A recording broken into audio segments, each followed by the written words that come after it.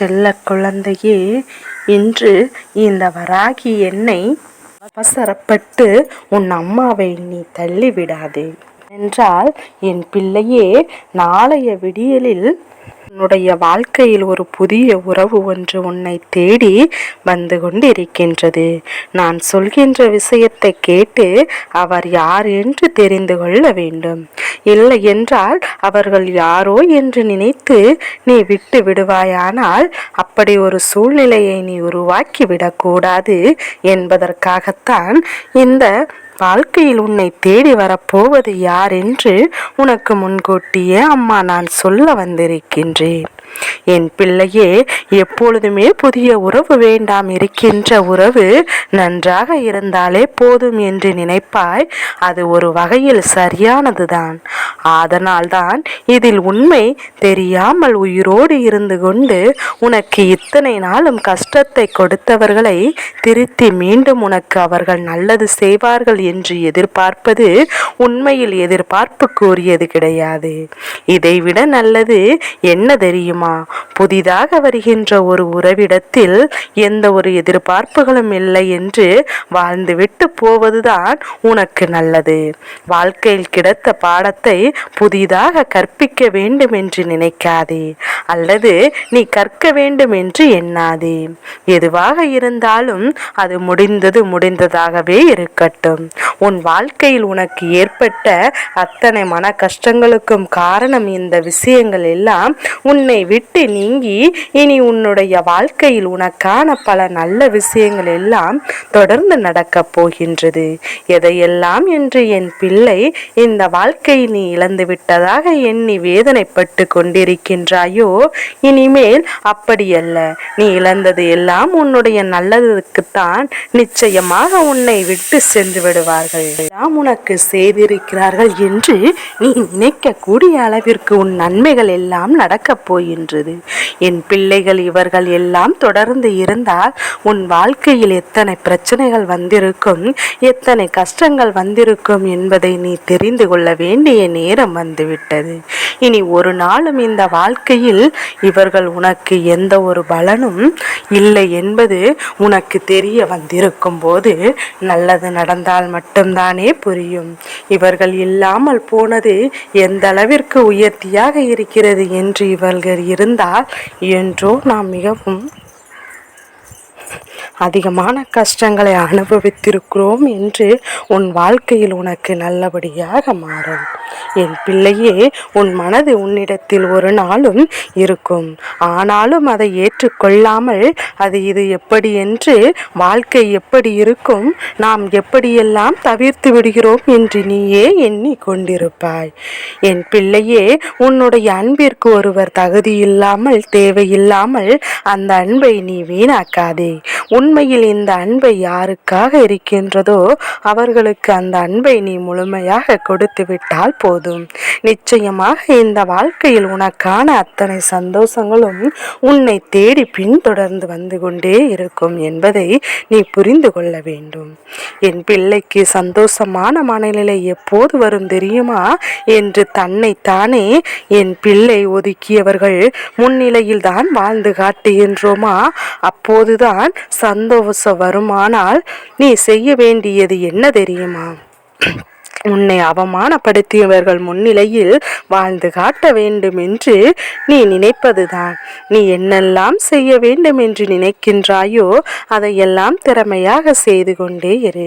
நிச்சயமாக உனக்கான வெற்றி உன்னை வந்து சேரும். அதே நேரத்தில் இந்த வாழ்க்கை உனக்கு தருவது எத்தனை பெரிய சந்தோஷம் என்பதை உன்னால் புரிந்து கொள்ள முடியும். நீ ஆசைப்பட்ட விஷயங்கள் எல்லாம் அத்தனையும் உன் கைகளில் கிடைத்து இவர்களுக்கு பதிலடி நீ நிச்சயமாக கொடுக்கத்தான் போகின்றாய். இன்று இருக்கின்றவர்கள் எல்லாம் அடுத்தவர்களுக்கு கொடுக்க போகின்ற பதிலடியாக என்ன நினைக்கின்றார்கள் தெரியுமா?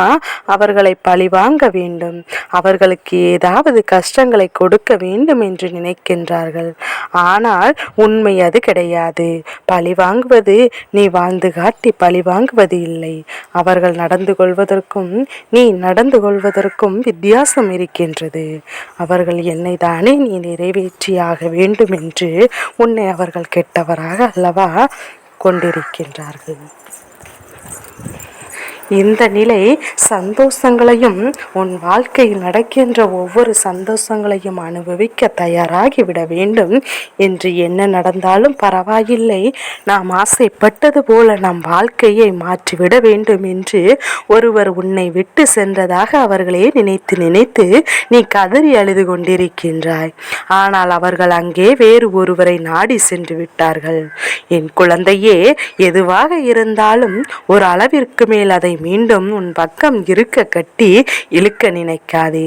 அந்த கயிறு ஒரு நாள் அவிழ்ந்துவிடும் அல்லது அறிந்துவிடும் என்பதை பொறுத்து உன் வாழ்க்கையில் வருகின்ற எந்த ஒரு உறவுமே நீ வெறுத்து ஒதுக்காதே. ஏனென்றால் அதன் வலியின் வேதனையும் என்னவென்று உனக்கே நன்றாக தெரியும் அல்லவா?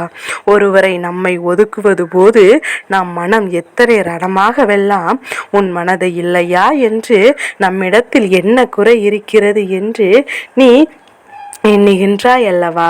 மற்றவர்களுக்கு ஏற்படும் அதனால் அதையெல்லாம் புரிந்து கொண்டு இந்த வாழ்க்கையில் உனக்கான அத்தனை விஷயங்களையும் நீ சரியாக பெற்றுக்கொண்டு யாரையும் எந்த விதத்திலும் காயப்படுத்தாமல் அவர்களுக்கான ஆதரவையும் நீ கொடுத்து கொண்டிருந்தாலே போதும். எல்லாமே உனக்கு நல்லபடியாகவே நடக்கும் என்பதில் எந்த ஒரு மாற்று கருத்துமே கிடையாது. என் பிள்ளையே, எல்லாம் முடிந்து விட்டதாக எண்ணி இருந்தாய் அல்லவா? இனிதான் உன் வாழ்க்கையில் எல்லாம் ஆரம்பிக்க போகின்றது. இனிதான் உன் வாழ்க்கையில் எல்லா விஷயங்களும் நல்லபடியாக நடக்கப் போகின்றது.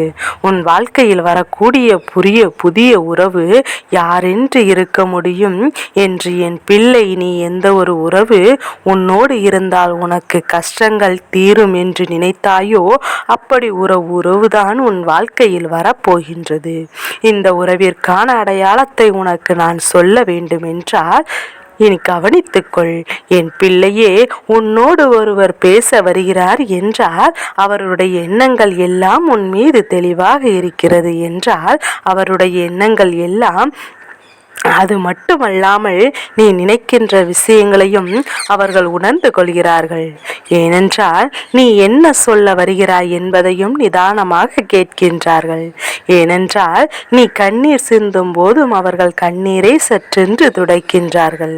ஏனென்றால் ஒருபோதும் உன்னிடத்தில் கேள்வி கேட்காமல் உனக்கான ஆறுதலை கொடுக்கின்றார்கள் என்றால் நிச்சயமாக அவர்தான் இந்த வாழ்க்கையில் உன்னை தேடி வருகின்ற புதிய உறவு என்பதில் எந்த ஒரு மாற்று கருத்துமே கிடையாது.